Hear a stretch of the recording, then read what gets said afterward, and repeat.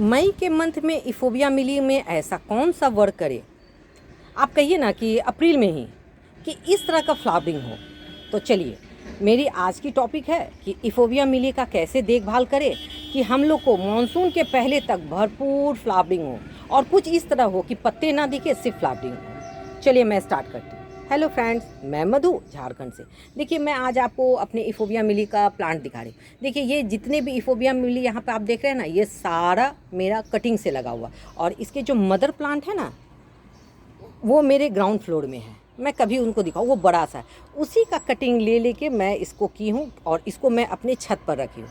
और इसको यहाँ पे रखने का रीज़न क्या है, बस एडेनियम में अच्छा पॉलिनेशन हो, सीड पॉट बने। क्योंकि देखिए, इतने चटक कलर को देख के ना कीट पतंगे आती है, यहाँ पे बैठती है, इसका रस लेती है, इससे वो एडेनियम के फूल पर बैठती है, उसके फूल से। तो इससे क्या होता है, नेचुरल पॉलिनेशन होता है।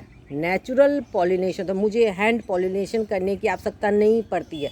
और देखिए, सीड पॉट कुछ इस तरह मैच्योर होते हैं। देखिए, मैं यहाँ पर सारा इफोबिया मिली रखी ना, तो देखिए यहीं पर जस्ट ऊपर में मेरा अरेबिकम का सीड पॉट है, एडेनियम है। देखिए उसमें कितने हेल्दी हेल्दी सीड पॉट बने हैं। देखिए यहाँ पे 2 पेयर है, यहाँ पे 3 पेयर है, यहाँ पीएसएन में देखिए आपका रखा हुआ है। तो अरेबिकम के साथ मेरे देसी में भी बने हैं।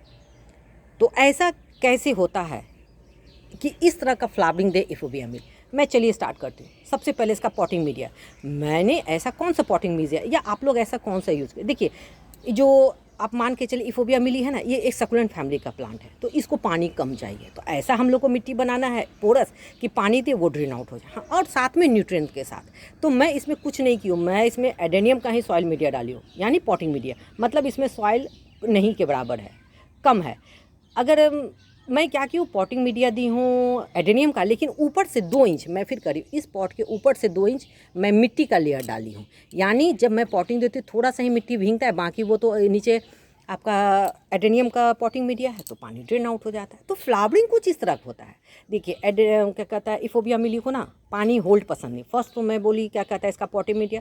सेकेंड में इसका आता है सनलाइट। इसको प्योर सनलाइट में रखिए, मस्त फ्लावर देगा, लीफ कम होगा, फ्लावरिंग हो। देखिए किस तरह मेरे बंचेस में खिले हैं, किस तरह खिले हैं। अगर मैं इसे सैडी एरिया में या ग्रीन नेट में रख दूँ तो ये सिर्फ लीफी ग्रोथ देगा और फ्लावर नहीं देगा। आप देखिए भर के आपको ऊपर तक क्या दिख रहा है। और देखिए इसका जो ये खिलता है ना, ये जैसे डबल स्टोरी होता है ना, उस तरह से खिलता है। देखिए ये इस तरह का खिला, मैं आपको एक पूरे को दिखाती हूँ।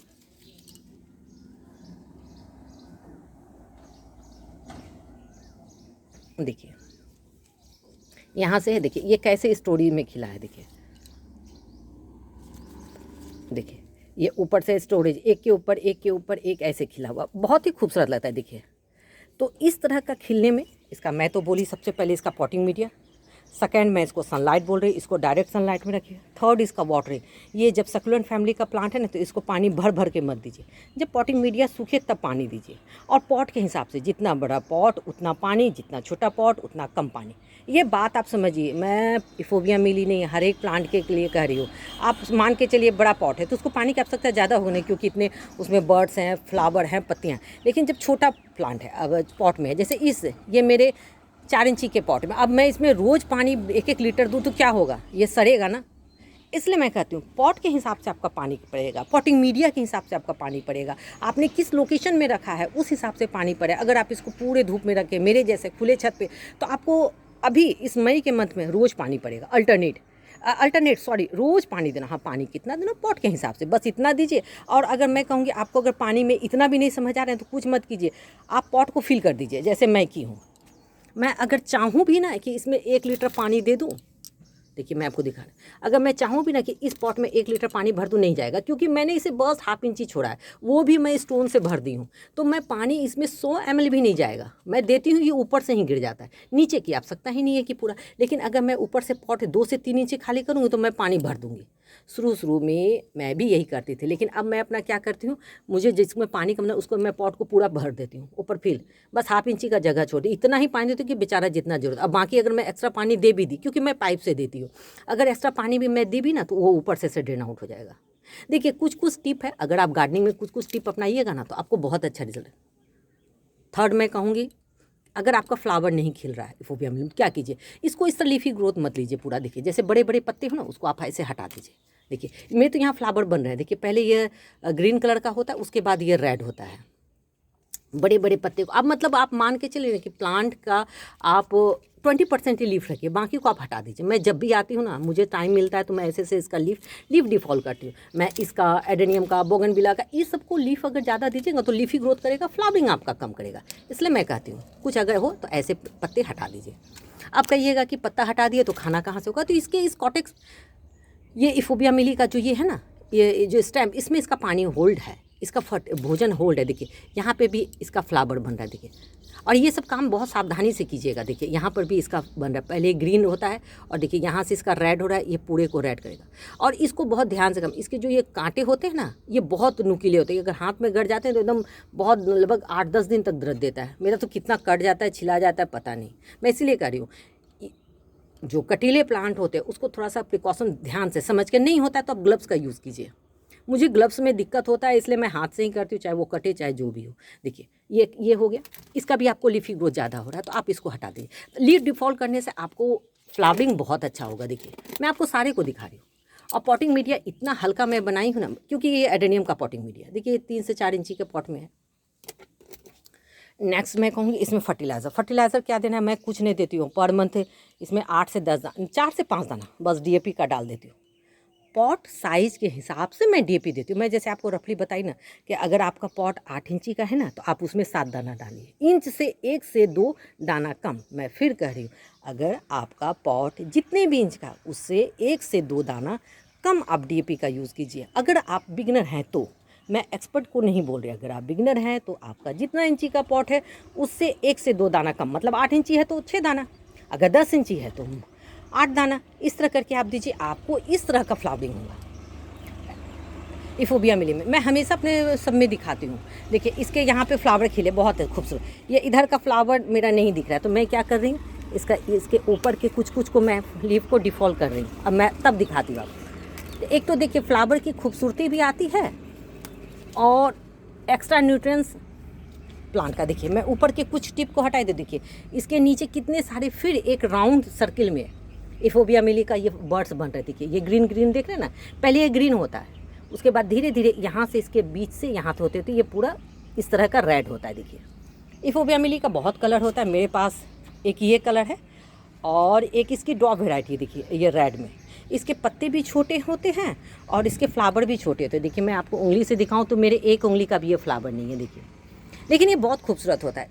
ये स्लो ग्रोथ रिलीज प्लांट है। ये इसका जो ग्रोथिंग पीरियड होता है ना बहुत स्लो होता है। इस प्लांट धीरे धीरे ग्रो करता है। हाँ ये प्लांट आपका ख़राब कब होगा, मानसून में, जब इसमें ज़्यादा पानी दीजिएगा ना तो ये गल जाता है, एकदम सेम कॉटेक्स एडेनियम के कॉटेक्स से जैसे आलू प्याज गलता है ना वैसे गल जाता है। इसलिए मैं कह रही हूँ कि अगर आपने एडेनियम का पॉटिंग मिक्सचर नहीं दिया है तो मैं रफली कहूँगी कि इसको 30 गार्डन सॉइल दे दीजिए, 30 सैंड और 30 कोई भी बर्मी कंपोस्ट, कोई भी कंपोस्ट कौडंकी का यूज़ कीजिए, काफ़ी अच्छा होगा। अगर आपको ये भी नहीं मिलता है तो मैं कहूँगी 50-50 कर दीजिए, 50 बालू 50 मिट्टी, बस उसमें लगाई। मतलब ये मान के चलिए मिट्टी का प्रोपोर्शन ज़्यादा हो ताकि पानी दे और ड्रेन आउट हो जाए। अगर आपने मिट्टी को ज़्यादा यूज़ किया तो आपका अभी प्लांट तो सही चलेगा लेकिन मानसून में ये ख़राब हो जाएगा, क्योंकि मॉनसून में मिट्टी ना पानी होल्ड करता है और ये सकुलेंट फैमिली का है तो इसको पानी नहीं चाहिए। देखिए प्लांट लगाने के पहले प्लांट की कुछ फैमिली, उसके कुछ कंडीशन, उसके कुछ रिक्वायरमेंट को अगर आपने समझ लिया ना तो आपको रिज़ल्ट इस तरह का मिलेगा। क्योंकि मैं इसका भी कई प्लांट मारी हूँ। मैं इसको क्या करती थी, बड़ी बड़ी पॉट में लगाती, 12 इंची 12 इंची, तो हुआ क्या, वो रहता तो सही था लेकिन जैसे मानसून आता था पूरा प्लांट खड़े खड़ वो गल जाता था। आज छू रहे हैं तो ऐसे पच कर रहा है। तो क्यों, देखिए 12 इंची के पॉट में मैंने मिट्टी का यूज़ किया तो पानी वो ज़्यादा होल्ड करता है। क्योंकि देखिए हम लोग के नॉर्थन इंडिया में अगर कभी कभी पानी स्टार्ट होता है ना 5-6 दिन लगातार चलता है। अब बड़े बड़े पॉट को हटा पाना मेरे लिए संभव नहीं है, तो अब मैं क्या करती हूँ, छोटी छोटी पॉट में लगाती हूँ, बालू की मात्रा ज़्यादा रखती हूँ और तो मुझे फ्लावर इस तरह मिलता है। अगर आप मिट्टी का यूज़ कीजिएगा ज़्यादा तो आपको फ्लावरिंग इस तरह का नहीं होगा। आप देखिए अब जैसे इस पॉट में लग रहा है कि मुझे फ्लावर कम है तो इसका कुछ मत, ऊपर से लीफ डिफॉल्ट कर दीजिए। बस मैं यही कहूँगी प्लांट में 20 से 30% ही लीफ रहने दीजिए, बस उसके बाद आप हटा दीजिए। तो इससे आपका क्या होगा, फ्लावरिंग खिलेगा, जल्दी बूस्टअप होगा। क्योंकि इसको है ना अगर लीफी ग्रोथ ज़्यादा लेगा ना तो ये फ्लावरिंग रोक देता है। देखिए अब कैसा लग रहा है, बहुत ही खूबसूरत।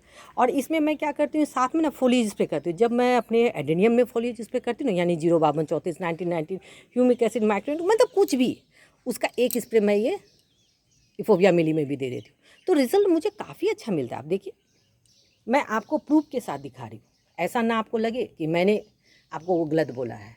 और अगर मुझे केमिकल का ख़राब, अगर मान लीजिए केमिकल अगर उसका बुरा असर पड़ता तो मेरे प्लांट में ऐसे फ्लावर कैसे खिलते हैं। मैं हमेशा आपको बताती हूँ ना कि मैं केमिकल भी यूज़ करती हूँ और ऑर्गेनिक भी यूज़ करती हूँ, मुझे रिजल्ट मिलता है इसलिए मैं करती हूँ। आपको अगर नहीं पसंद है तो आप मत कीजिए। आप इसमें क्या कीजिए, सीवीड एक्सट्रैक्ट या माइक्रो न्यूट्रिएंट या ह्यूमिक एसिड का यूज़ कीजिए, आपको रिजल्ट बहुत अच्छा मिलेगा। देखिए अब देखिए कुछ लीफ को हटा दी तो मैं तो इसका क्या हुआ, इस फ्लावर की ब्यूटी दिख रही है। देखिए ये इसके ऊपर पूरे बड़े बड़े लीफ ढके हुए थे तो नहीं दिख रहे थे।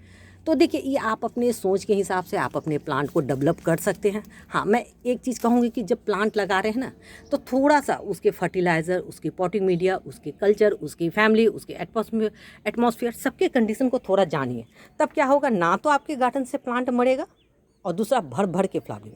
आई होप आपको ये मेरा वीडियो पसंद आ रहा है। अगर मेरा वीडियो पसंद आता है तो आप इसे लाइक कीजिए, शेयर कीजिए, सब्सक्राइब कीजिए।